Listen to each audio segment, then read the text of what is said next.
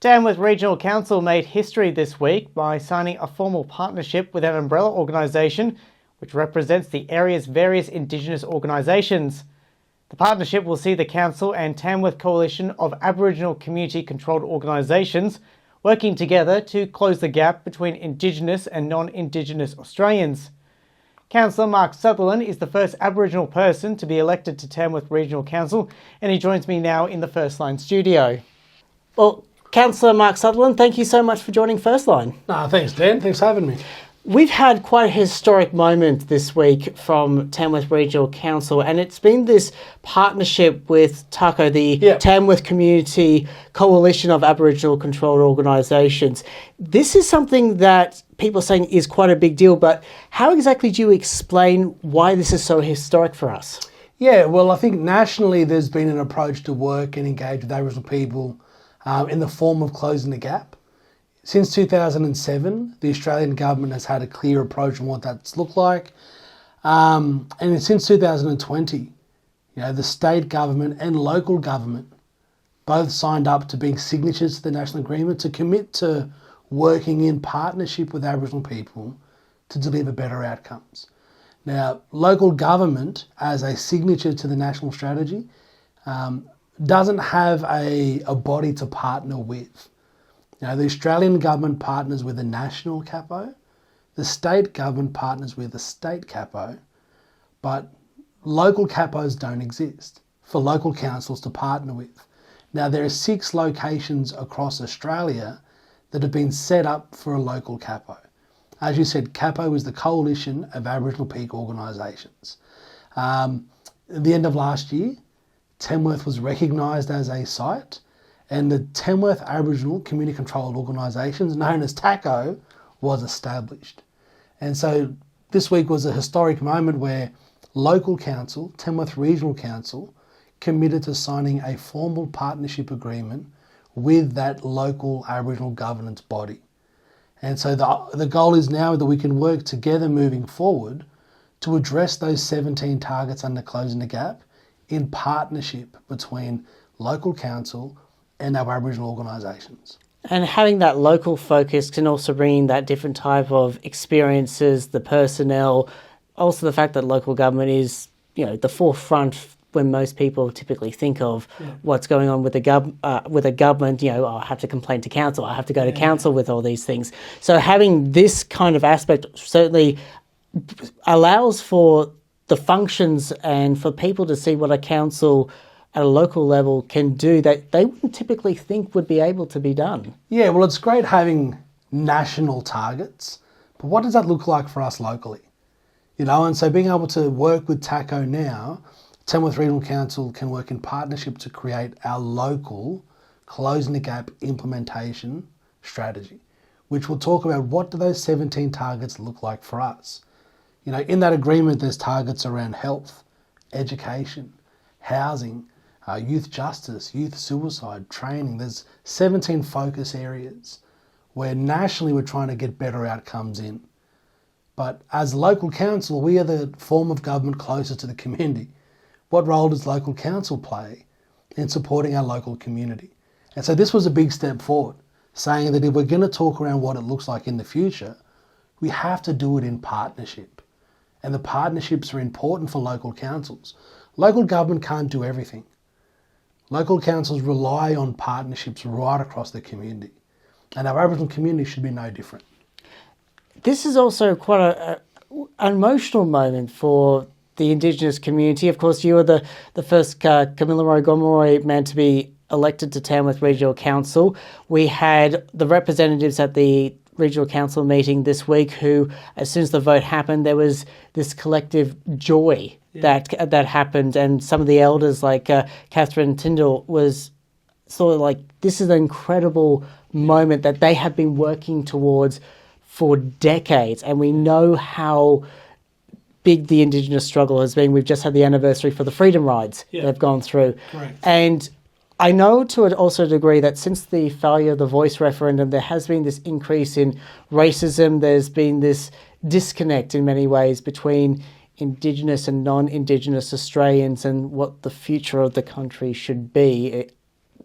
Is a moment like this that crucial first step to say, hang on, there is a different way. We can make a new, things can be different for everyone. Yeah, it definitely was a great night. Members from TACO being present, and like you said, Aunt Kath speaking to Council prior. Since the council meeting, I've had a number of phone calls from elders right across the region. Uncle Tom Briggs up in Armidale being one of them, who called up in just in complete joy that decades of advocacy where Aboriginal community have been asking to work in partnership with governments has now been accepted on a local level. It might not sound like too much from the outside, but that level of advocacy, as you mentioned, has happened for decades. Aboriginal people typically sit in advisory positions with councils. Very rarely is it talking around a partnership. The intent behind Marangali, which is the partnership agreement, is Gomeroi for meaning our two hands. Mine and yours, our two hands. Because collectively, nothing works in better partnership than our two hands. Every day they work seamlessly together, one not being better, one not being worse. Both having their strengths, but collectively they work under a shared vision. And I think that intent that has been captured in this Marangali agreement, without knowing the details of what the partnership looks like. Because it's still very early days, we should stress this out. We're not going to see outcomes directly straight away. Yeah, but the partnership agreement's been written, and on the 28th, both council and the Aboriginal community through TACO will sign that formal partnership agreement that has all the details of what the partnership will look like. But being able to understand that it really is trying to work out the best way to work in partnership with mutual respect, with reciprocal responses, but also just with levels of trust, responsibility and accountability. And so that's a big step forward for community. To your comment around what is the approach moving forward, I think last year raised a number of conversations right across the country around what does the future look like. The pathway of reconciliation has definitely been under question. Are we moving towards a reconciled future, and what does that even look like? And for me, this is a step towards moving in partnership, which is a positive thing. Like I said, local councils rely on partnerships right across the community. Tamworth Regional Council has a number of partnerships with the Tamworth Business Chamber, for example, with other entities that add value to the community. By partnering with our local Aboriginal community through TACO, what we've now done is aligned all three tiers of government for the first time under Closing the Gap in its history, which will mean that Tamworth is in a much better position to attract state and federal resources to deliver the outcome that's been designed by the community themselves. And that all stems from, we have the Uluru Statement from the heart, the whole aspect around co-designing Indigenous policies. We had the voice referendum. We know that we've had the advisory body set up in South Australia, and now we have this new partnership. And what is it about Tamworth that made it so unique? As you mentioned that we had 6 areas of significance. What made Tamworth stand out? Well, we have some amazing community-controlled organisations that have been long established here in Tamworth. We have Birralee. Birralee Max is a childcare centre in Tamworth that's been around for almost 50 years. We have the Tamworth Aboriginal Medical Service, TAMS. Again, has a great history. We have the Land Council that is performing at a high level right across New South Wales. We've got the Legal Service, we've got Murra, we've got the AECG, again, long established Aboriginal organisation across the Department of Education. And we've got Tamworth and Armidale Children's Care, which is 7 amazing Aboriginal organisations that already are doing top tier work. So for them to be able to work collectively and saying that they want to get better outcomes for community, but also it's important to acknowledge that Tamworth Regional Council have publicly supported Closing the Gap since 2022. So we were the first local council to publicly say that we will create our own local strategy and implementation plan. So the intent has been sitting with Tamworth Regional Council for almost 3 years.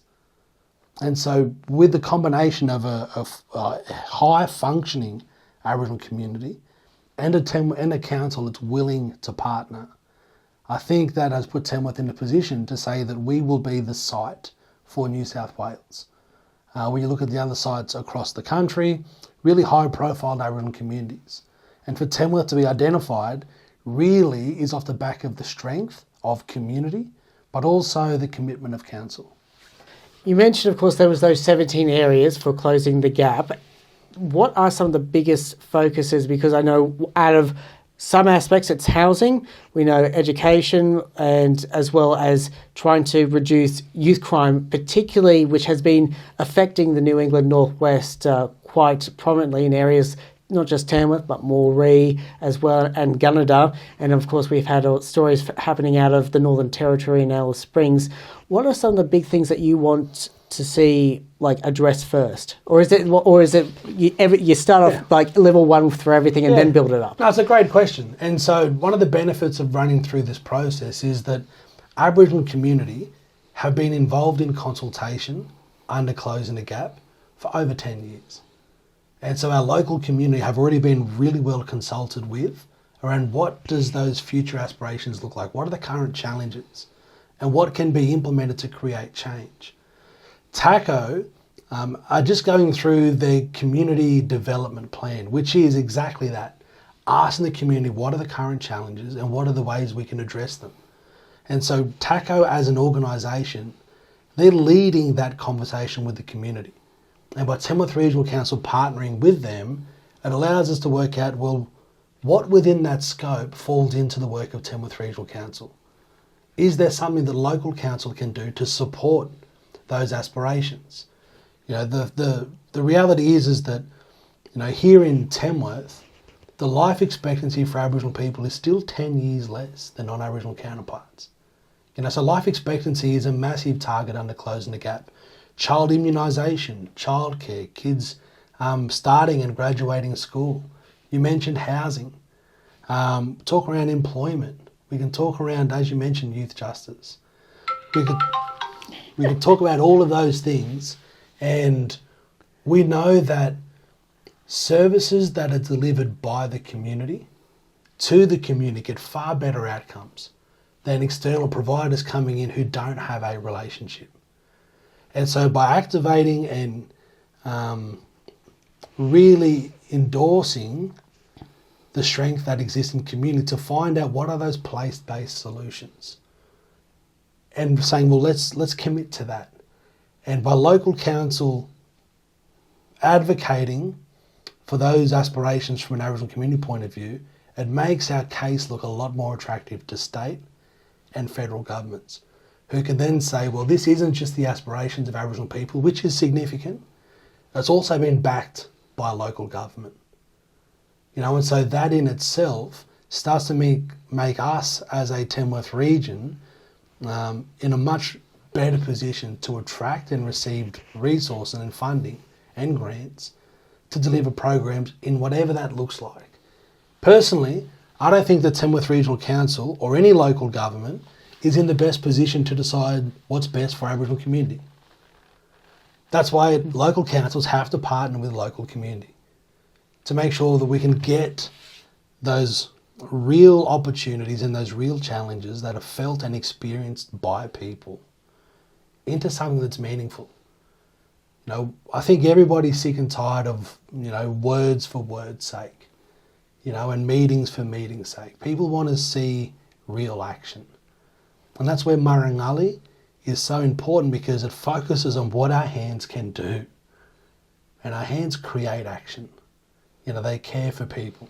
And so that partnership agreement is historic because it's of intent, but now what it will allow us to do, which is to create a meaningful Closing the Gap strategy and implementation plan that's relevant for us. And not only that, but it was also being stressed that this partnership is not just exclusively for Indigenous Australians in the region. This is also for the non-Indigenous people, because once you fix the issues around education, employment, youth crime, housing, infrastructure, you're actually making the community better as a whole. You're also reducing those aspects such as crime and trying to improve, as you said, the livelihoods, the life expectancy, which would improve a whole community, such as, of course, one of our most infamous areas that we know very well, Coaldale, which we are right here at the moment. Yeah, well, it's important to stress that Aboriginal organisations don't only deliver programs to Aboriginal people. They deliver programs to everybody within our community. Take Tamworth Aboriginal Medical Service, for example. TAMS is an Aboriginal medical service. They have a couple thousand patients, and about 75% of them identify as Indigenous, which means 25% of them don't. And they're offering COVID-19 clinics too, which is very important in keeping some of the most vulnerable, like the elderly, the sick, or those who are more sceptical of vaccines, being, to be better, because we know, of course, how devastating that pandemic could have been to our most vulnerable people in the community. Correct, and if TAMS have the capacity to bring another 10 doctors into our region, knowing that they don't only deliver programs to Aboriginal people, it's a benefit to us all. That there is currently a system that exists within a community that are called community-controlled organisations. They are registered as Aboriginal organisations, they're monitored as such, but they provide services collectively to all people across the region. And so by ensuring that they get invested in, means that we are just providing more options for people to get better services. And if there are 17 targets that have already been identified, well, then it makes sense that we can understand what they are, but what does it look like for us? When we're talking about housing and the housing challenges that we face, what are those challenges for us in Tamworth? And what are our opportunities on changing them? They're going to be different to what they might be in Sydney or what they might be in somewhere else across the country. For us, we have a unique community, and we should be able to create a strategy and an implementation plan that's relevant for us, not a copy and paste across every community. And so this allows us to do that, but not only as the will of local government, but in a partnership between local government and the Aboriginal community to make sure that we can be effective in what we're trying to achieve. We briefly mentioned Coaldale. This, of course, is the area of West Tamworth, which has been, in very many ways, the key example of some of the social and political and economic divides between more wealthier Tamworthians and the less wealthier Tamworthians. We, of course, as we've been driving into Coaldale, we see the various social housing, the derelict housing from fires. Then we've got newer places like where we are right now. But there does seem to, of course, to be that something is rotten in the state of Coaldale that has to be fixed. And you, with, of course, the Gomeroi Cultural Academy, the Youthy, there are these services here. But the question is what's the best way to really fix these situations? Because it is very strange that we are divided by this railway line where one side is richer, one side is poorer. And, of course, sadly, we had a fire that popped up just this week, just up the road. We've had cases of domestic violence. We have the various antisocial behaviour, and sadly, of course, a couple of years ago, even murders. So this is an area that is at that calling sign where we need to have these things implemented and fixed. Do you think this partnership is the best way to see that places like Coaldale and West Tamworth to really be able to get out of this cycle and be better off? Yeah. Well, I'll start by saying that there's nothing rotten in Coaldale. That Coaldale is a community that struggles with high levels of social disadvantage. And at the moment, there are a number of challenges that people living in Coaldale currently face. I think this partnership agreement will help to bring additional services to all parts of the community, especially communities that are struggling, to make sure that the disparity in outcomes can raise. But I think the core of the issue that we're talking about here is the fact that there are high levels of social disadvantage that exist within communities in places even here in Tamworth. You know, the social disadvantage index that exists online, if people want to search it up, registers Coaldale as the highest social disadvantaged community in New South Wales. And so when we're talking around social disadvantage, we're talking around limited service delivery. We're talking around limited access to services that has led to communities that have a difference in outcomes when it comes to educational attainment or employment status or whatever that is. And that can cultivate in the output of antisocial behaviours. That is the same for every community that suffers from high levels of disadvantage across the world. We know that when people are struggling with disadvantage or poverty, if we call it that, people are involved in poverty crimes, you know, which is break and enters and auto theft. That's well researched right across the world. For me, there needs to be a bigger conversation to say that if we know that there are communities in our region that are struggling, communities that are facing high levels of social disadvantage, whose responsibility is it to provide support? Because individually, state governments, they can try to do their bit, but really operating in silos. For me, the question is, what can local government do? What role can local government play in supporting our residents, supporting our region, especially those who need support? And what does that look like? And personally, I think if we're not willing to invest in supporting our community that are struggling, then as a region, we're all going to feel the outcomes of people going through that experience. You know, a few years back, we had a state government initiative called the Coaldale Action Plan. You know, we had a Coaldale revitalisation strategy. You can go and look at those strategies and see the failure of service delivery and the commitment that they made to a community and haven't delivered. Because there's many facilities we lack here in Coaldale. Of course, no easy direct access to shops or service stations. We have to go either over the railway tracks or way up to places like Westdale or Taminda. You know, this is almost predominantly a residential area with a few community services. 100%. And so important to point out that I'm a product of Coaldale. I've grown up in 32 Maxwell Street my entire life. Yeah, I know exactly what it's like to grow up and be surrounded with challenges. And the fact that I'm able to now be an elected local councillor means that I feel as though I have a responsibility of providing that level of support that local government should be able to. One of my drives for being elected on local council was to get a public toilet built in Coaldale. You know, I know there's a small functioning one in Granny Munro Park that was hardly ever opened. Now we have a public toilet for 3,500 people. It doesn't seem like a big deal. When you talk around investment in infrastructure and services, it comes at a cost. And the question is, are we willing to invest? As a community, as a region, are we willing to make sure that we can invest time and resources into communities who need support?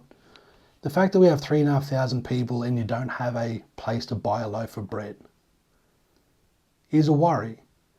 You know, the minimal investment within a community is ripe, even in an affluent regional centre like Tamworth. And we can keep talking about band-aid solutions. And what are we going to do with people when they engage in antisocial behaviour? We know that that's going to keep occurring unless we solve the root issue. And for me, the root issue here is social disadvantage. And whose responsibility is that? And what role does local council play?